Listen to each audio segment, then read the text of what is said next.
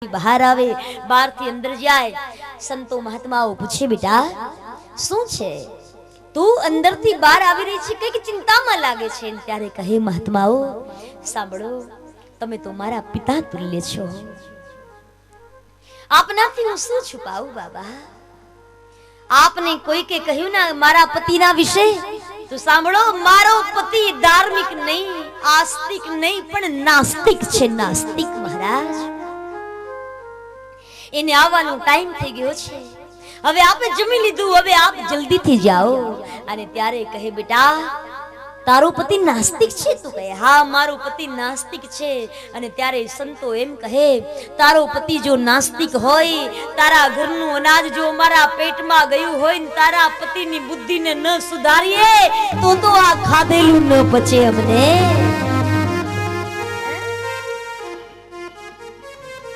બાર કાઢી નાખવું પડે. બેટી ચિંતા ના કરીશ. નહીં મહારાજ, જલ્દી કરો. એ સમય અજામિલ આવ્યો. ઈ પાછું ગામના પાદરમાંથી જ પસાર થયો, ગામના ચોરેથી પસાર થયો. એટલે પેલા લોકો ત્યાં જ બેઠા હતા, વાટ જોઈને જ બેઠા હતા.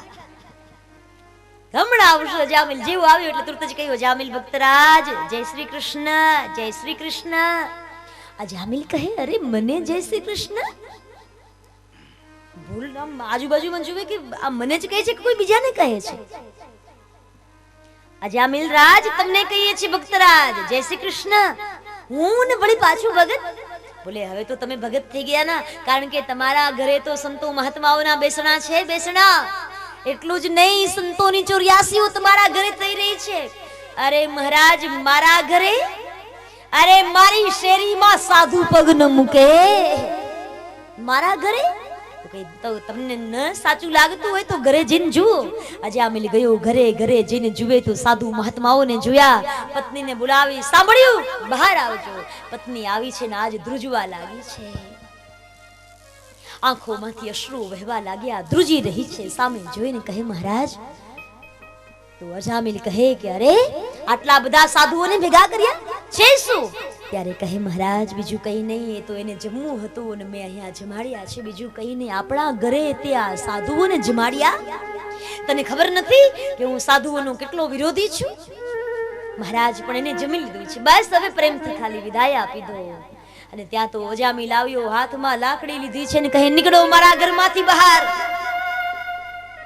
સાધુઓ કહે, અમારે જવું તો છે જ, અમારે અહીંયા રોકાવું નથી, જમી લીધું હવે અમે નીકળીએ છીએ. પણ સાંભળ, જમ્યા પછીની એક હજુ રસમ બાકી છે. કઈ રસમ બળી? તો બોલે, અમે સાધુ છીએ અજામિલ, જમી તો લઈએ પણ દક્ષિણા બાકી છે. દક્ષિણા વગર અમે જઈએ નહીં.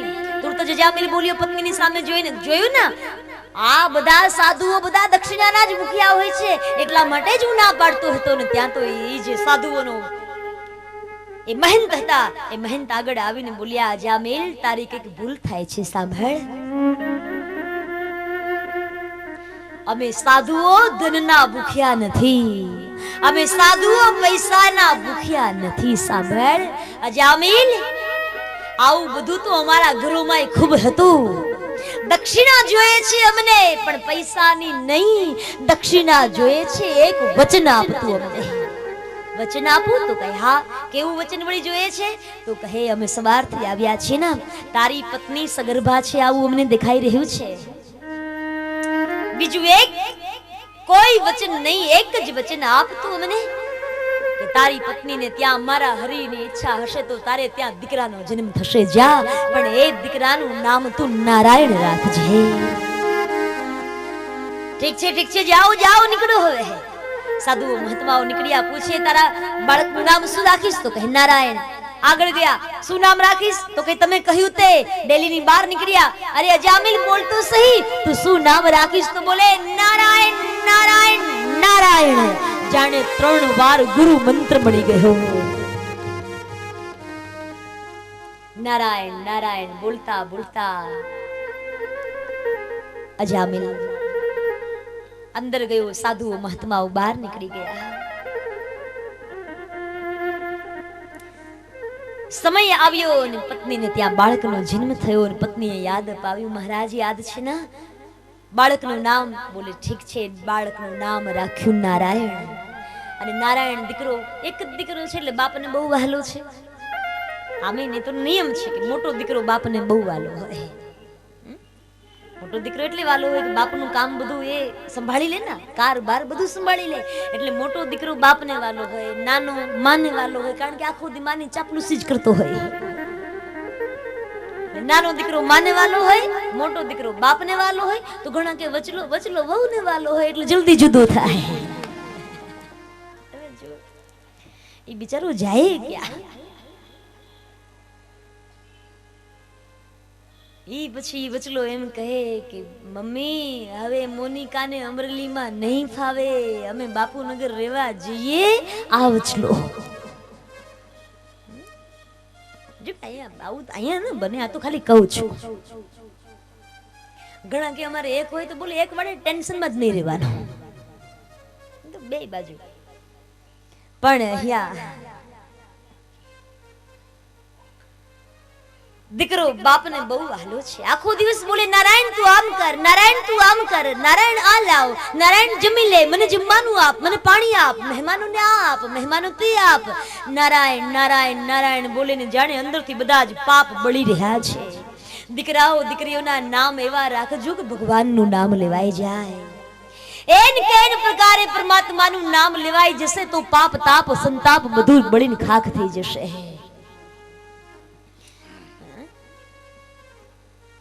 નારાયણનું નામ, દીકરા દીકરીઓના નામ, પરમાત્માના નામ, અથવા તો ભાઈ બહેનો ઈ બધાય કરતા કદાચ ભગવાનનું નામ ન રાખો ના તો કમસે કમ આપણી સંસ્કૃતિને શોભે એવા નામ તો રાખીએ. ઘણાને પૂછે તમારું નામ, નાના નાના બાળકો પગે લાગવા આવે ને, આપણે પૂછે બેટા તારું નામ, તો કે ચિંટુ, પિન્ટુ, મોન્ટુ, બોન્ટુ. નાની નાની દીકરીઓ પગે લાગવા આવે એટલે આપણે પૂછે બેટા તારું નામ, તો કે ટ્વિંકલ.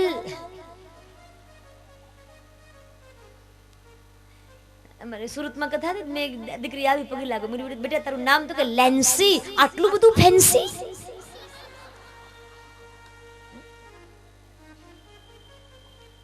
લેન્સી. એ લેન્સી નાની છે તો આપણે લેન્સી કહીએ, મોટી થાય તો લેન્સી બહેન કહીએ, સાસરે જાય તો એ કોઈક લેન્સી કાકી કહે, કોઈ મામી કહે, કોઈ ભાભી કહે, કોઈ વહુ કહે. પણ માની લો કે લેન્સી નું છાપરું સફેદ થઈ જાય તો આવો આવો લેન્સી માં, કેવું લાગે? કેવું લાગે? પ્લાસ્ટિકની પૂતળીને સોનાના ઘરેણા પહેરાવ્યા હોય એવું લાગે.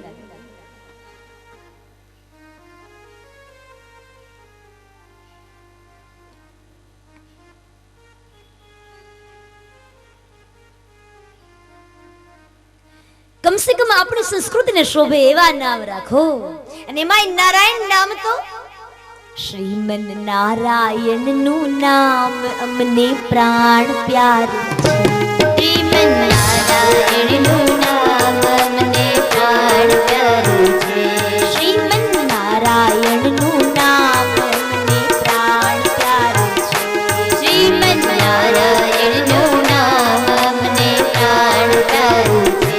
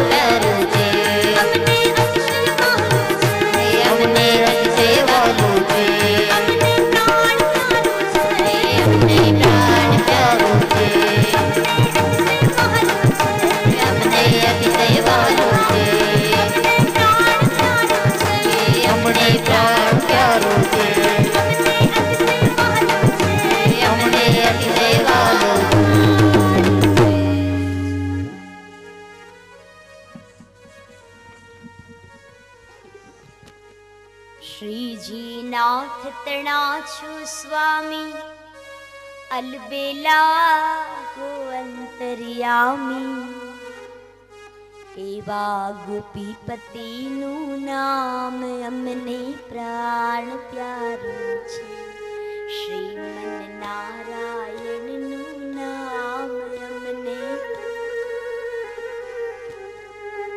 કહેવાનો મૂળાશય નારાયણ એવું નામ રાખ્યું અને પછી તો